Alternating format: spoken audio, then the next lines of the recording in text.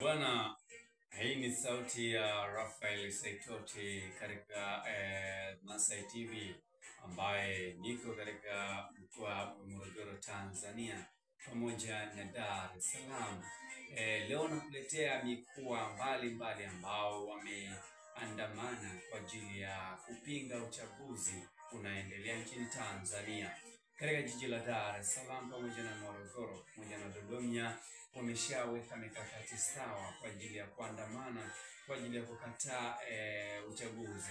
Lakini pia ukiangalia katika upande wa Arusha pamoja na Ngorongoro pale Manyara, mambo mengi sana yanatokea. Lakini tuangalie katika bara la Afrika kiujumla.